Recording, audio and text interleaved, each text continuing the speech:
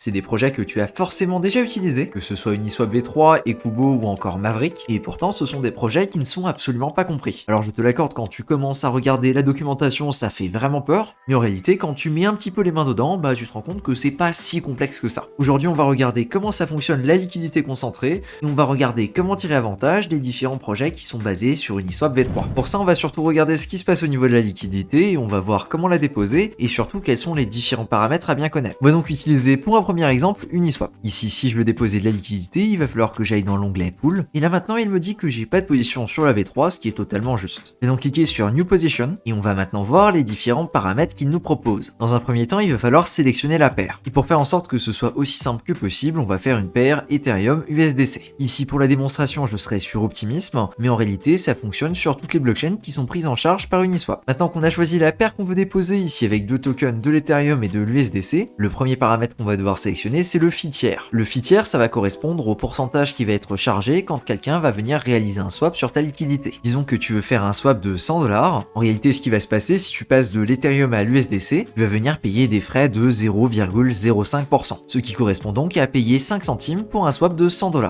Ici, c'est quelque chose qui peut être customisé et comme tu peux le voir, on a soit 0,05%, soit 0,3%, soit 1%, soit 0,01%. Et ici, on nous explique les cas d'utilisation. Le 0,01%, ça va être en général pour tout ce qui est stablecoin ou alors les wrap test Ethereum par exemple. Le 0,05%, c'est quelque chose qui va plutôt être utilisé pour de l'Ethereum et de l'USDC par exemple. Le 0,3%, c'est quelque chose qui va être utilisé pour la majorité des autres paires. Et le 1%, c'est quelque chose qui est vraiment utilisé uniquement pour les paires qui sont exotiques. Et si tu ne sais pas quoi sélectionner, ici tu vas avoir le pourcentage de personnes qui ont décidé d'utiliser un certain paramètre. Impeccable, on s'est mis d'accord sur les frais qu'on veut charger pour notre swap. Et ensuite, on arrive à la chose qui fait extrêmement peur. On va avoir deux paramètres ici, on va avoir le paramètre low price et high price. Sachant qu'avec ces échanges-là, on va travailler avec de la liquidité concentrée, c'est donc à nous de définir la plage sur laquelle notre liquidité va fonctionner. Et pour te donner un exemple plutôt simple, disons qu'on va placer notre liquidité entre 1600 et 1800. J'ai donc fait un joli petit dessin d'une charte d'Ethereum et j'ai mis en avant nos deux valeurs avec ici 1600 et ici 1800. On va donc avoir un prix entre 1600 et 1800 quand la courbe va passer dans cette boîte. Alors maintenant, ce qu'on peut faire, c'est s'amuser à tracer une courbe, donc je suis pas très doué pour faire ça, mais on va dire que c'est la courbe de l'Ethereum qui fait des choses assez bizarres. Et ce qui va se passer, c'est qu'à chaque fois que quelqu'un va faire un swap pour passer d'Ethereum à USDT ou d'USDT à Ethereum, d'ailleurs pour votre exemple, ce sera plutôt USDC ici, eh bien nous on va venir générer des frais tant qu'on va rester dans cette jolie boîte qui est entre 1600 et 1800$.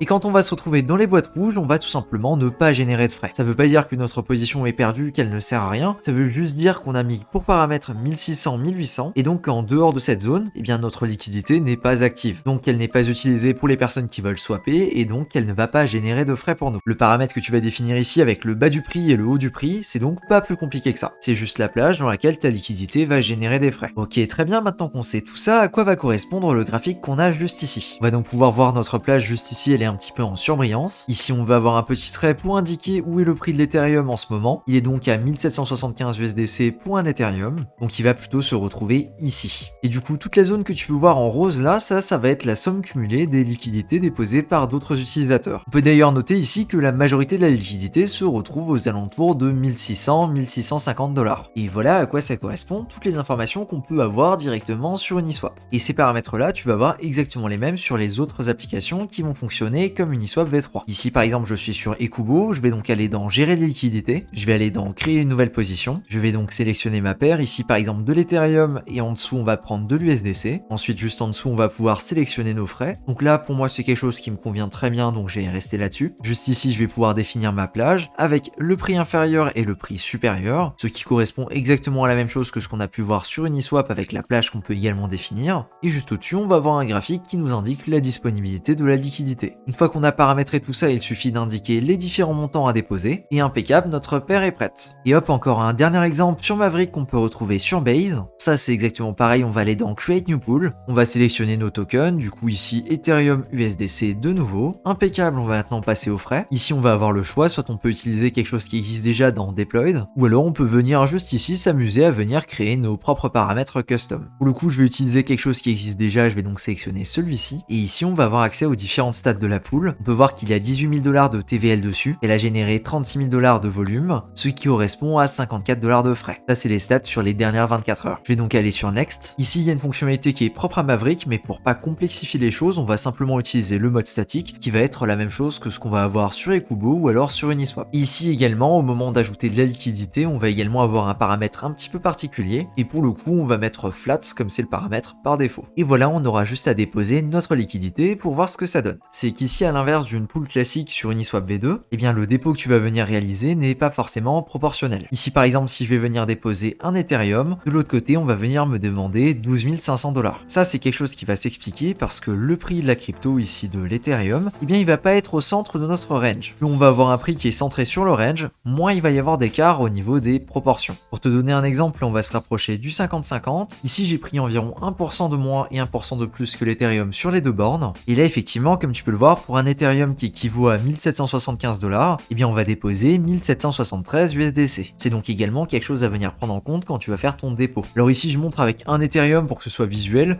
mais en réalité, tu peux venir déposer ce que tu veux. Comme tu peux le voir juste ici, ça a déjà pas mal bougé, tout simplement parce qu'on est dans une période assez volatile au moment là où je fais la vidéo, et donc l'équilibre va se trouver à un autre palier. Juste ici, tu peux voir qu'il y a moins 0,51% sur notre borne basse et plus 1,1% par rapport au prix actuel sur la borne haute. On n'est donc pas au même écart des deux côtés, on va donc devoir combler juste ici. C'est pour ça que si tu veux déposer de la liquidité, surtout si tu n'as pas l'habitude de le faire, c'est mieux de le faire dans une période qui n'est pas mouvementée. Comme ça, tu vas pas avoir besoin de rééquilibrer plusieurs fois, tu vas pouvoir mettre les paramètres que tu veux et il n'y aura pas de souci à ce niveau-là. Maintenant que tu sais tout ça, tu te demandes peut-être à quoi ça ressemble concrètement une position sur un Uniswap V3. Je vais donc te montrer ça ici sur Maverick avec une de mes positions et ensuite on va également en voir une sur Ekubo. Ici, j'ai une position en Ethereum, CB Ethereum. Il y a donc environ 700 $ sur la position et il y a 224 $ de volume qui est passé par celle-ci, ce qui correspond à un gain de 22 centimes quand on va venir le comparer avec nos frais. À savoir également qu'ici on peut voir la liquidité que j'ai déposée et donc ici on peut voir que ma position minimum elle est à 0,97 Ethereum pour du CB Ethereum et ma position maximale elle est à 0,92. Ça veut donc dire que tant que le prix va être entre mes deux bornes, il n'y a pas de souci, je vais générer mes frais. Alors je sais que c'est pas forcément très visuel donc je vais basculer sur Ekubo et sur Ekubo ici on va avoir une autre de mes positions, voilà donc comment c'est présenté. On va avoir une position en wrap test Ethereum.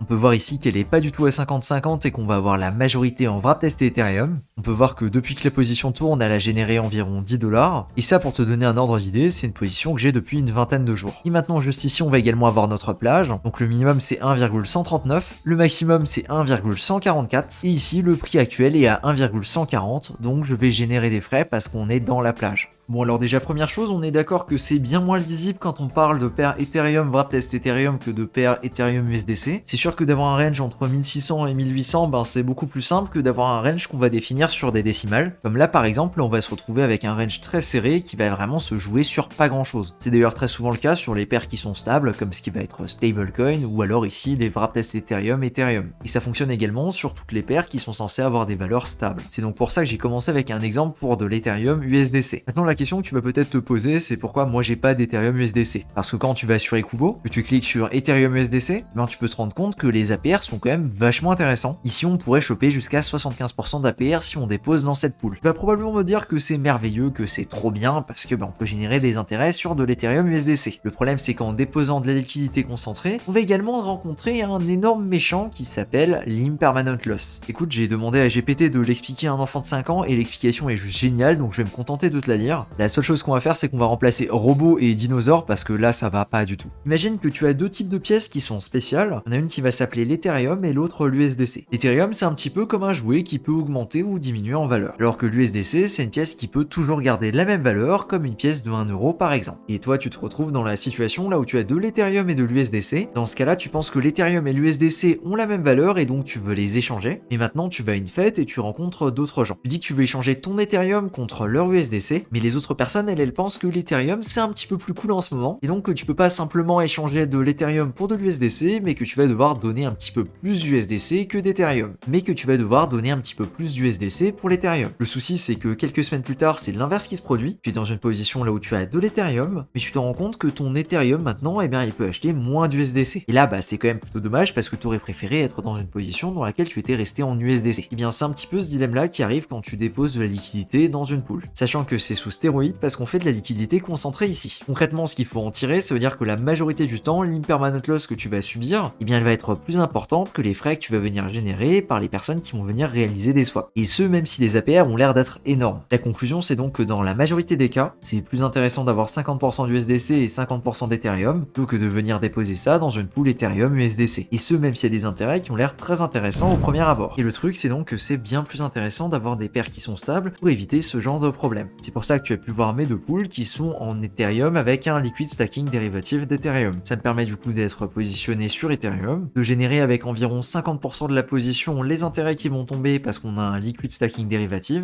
Ici par exemple le wrap testé Ethereum, et en plus de ça de venir générer les frais qui tombent quand il y a différentes personnes qui vont venir réaliser des swaps sur ma paire. La même stratégie peut également être utilisée avec des stablecoins, et ici tu peux également générer des intérêts qui sont assez sympathiques. On peut aller voir ça sur Ekubo par exemple en USDC USDT. Alors c'est quand même moins intéressant que ce que j'avais en tête, ici ça tourne aux alentours de 5%. Et sur Maverick aussi, si tu fais la recherche, ici on peut avoir par exemple pour la pool CBETH ETH, bien on va voir les différents frais, et ici on est aux alentours de 5%. Et ça c'est sans compter ce que tu vas pouvoir générer sur le CBETH que tu vas retrouver dans ta paire. Alors désolé de te flasher les yeux, ce site là il n'existe pas en dark, mais ici on va avoir un site qui va pouvoir nous calculer le rendement. On a juste besoin d'indiquer la position qu'on a envie de déposer, et le site va venir calculer l'APR qui est associée. Attention cependant, c'est quelque chose qui est basé sur les 7 derniers jours, et donc c'est pas directement valable pour les 365 prochains jours. Si tu veux tester et voir exactement comment ça fonctionne, tu peux notamment le faire sur Optimism ou alors sur Base, voire même pourquoi pas sur Polygon ou encore Avalanche, parce que ce sont des réseaux sur lesquels tu vas vraiment payer très peu en frais et ça peut te permettre de tester et de voir ce que ça peut donner. Ici, je pense que c'est quelque chose qui est plus intéressant de faire en mainnet plutôt qu'en testnet, parce qu'en mainnet, tu vas travailler avec de véritables valeurs et donc tu vas pouvoir te rendre compte de ce qui se passe en temps réel. À l'inverse du testnet, là où par exemple si tu veux utiliser un USDC, un USDC ça vaut absolument rien sur testnet. Donc les prix sont totalement faussés et ça ne fait aucun sens. Et si tu veux créer une pool vraiment juste pour tester, je pense que le plus pertinent c'est de commencer sur de l'USDC Ethereum. Alors fun fact, peu importe le sens, ça va être exactement la même pool. La seule différence ça va être au niveau de l'affichage. Et ici il va te dire que pour un USDC, tu vas avoir 0,00056 Ethereum. Autant te dire que c'est pas très lisible non plus. Donc on va préférer être en Ethereum USDC pour afficher réellement le prix de l'Ethereum. 2-3 petites précisions maintenant quand tu vas venir créer ta pool de liquidité. Au niveau de l'écart, pour un premier LP, je pense que c'est pas déconnant de partir sur moins 5%, plus 5%. Ça te permet du coup d'avoir une marge assez large et donc de pouvoir voir un petit peu ce qui se passe quand il y a du volume qui passe par ton LP, etc. Et de pas tout de suite être dans la catégorie invalide. Pour une position comme ça, t'as pas besoin de déposer grand chose, c'est vraiment juste une position test, tu déposes 1-2 $ pour voir ce que ça donne. Également, tu auras peut-être remarqué qu'au niveau des valeurs, on peut pas exactement mettre les valeurs qu'on veut. Ici par exemple, je peux pas mettre 1770, c'est 1770 5202. Ça s'explique parce que dans nos paramètres, on a quelque chose qui s'appelle un palier de frais, autrement appelé un tick en anglais. Et donc notre position prix bas, prix haut, eh bien elle va fonctionner avec un certain nombre de ticks. Si j'appuie sur moins, on va avoir un tick qui va venir s'enlever. Si j'appuie sur plus, on va venir rajouter un tick. Et c'est valable dans les deux sens, par exemple ici pour le prix élevé. Si j'appuie sur plus, je vais venir rajouter un tick et tu vas pouvoir le voir juste ici, ça vient de s'actualiser. C'est pas quelque chose de très important, mais je pense que c'est quand même plutôt cool de le savoir. Une fois que tu as mis tes paramètres, tu as plus qu'à indiquer le montant que tu veux déposer dans la pool de liquidité et ensuite à venir valider tout ça. Comme tu peux le voir ici, il y a Pocket Universe qui m'informe de ce qui va se passer. Je vais donc payer 1,47$ en Ethereum, 1$ en USDC et je vais recevoir un NFT qui représente ma position. Maintenant, quand on arrive sur la page pool, comme tu peux voir, j'ai ma position et ici avec la mauvaise traduction française, il va me dire qu'on est dans la portée, du coup in the range. Je vais cliquer ici pour l'avoir en anglais, c'est quand même beaucoup plus parlant. Si on clique dessus, on peut voir notre position en entier. On peut donc voir qu'on a 59% d'Ethereum pour 41% d'USDC. Pour le moment, ma position n'a pas généré de frais. Et juste en dessous, on va avoir le range que j'ai défini, donc 1750, 1850. Mais si je patiente un petit peu, il y a probablement des personnes qui vont faire des swaps sur la liquidité, et donc je vais récupérer des poussières d'Ethereum et d'USDC. Parce que oui, c'est pas en déposant 2$ qu'on récupère grand chose, on est d'accord là-dessus. Et sachant qu'on est sur un Uniswap V3, la position que tu possèdes, eh bien elle est représentée sous la forme d'un NFT. Pour ça, on peut aller la visionner sur OpenSea, je vais donc me connecter. Juste ici, tu peux voir que j'ai ma position qui apparaît dans mes NFT. Et ici, on peut également cliquer dessus pour la voir et elle est représentée de cette façon, avec du coup les frais, la paire et également le range. Ça veut également dire que c'est une position qui peut totalement se vendre sur OpenSea ou alors qui peut directement être reconvertie en Ethereum USDC directement en cliquant sur Remove Liquidity. Maintenant, si je m'amuse et que je clique sur Collect Fees, je vais voir qu'effectivement j'ai commencé à collecter des frais, que ce soit en USDC ou alors en Ethereum, mais ce sont des frais qui sont tellement faibles qu'à l'heure actuelle, c'est un petit peu comme si j'avais rien gagné. Je le répète, tout simplement parce que la position est vraiment très petite. Voilà, je pense que j'ai fait le tour des informations principales sur les forks d'Uniswap V3. Alors il faut savoir que c'est quand même un sujet très complexe, complexe, et que là dans cette vidéo j'ai essayé de l'expliquer au mieux, mais c'est un domaine qui est vraiment très compliqué, les pools de liquidité, Uniswap V3, et il y a vraiment pas mal de choses à faire si tu décides de creuser de ce côté-là. Voilà, c'est tout pour cette vidéo. Merci à toi de ton attention, et sur ce je te dis à plus pour une prochaine. Ciao.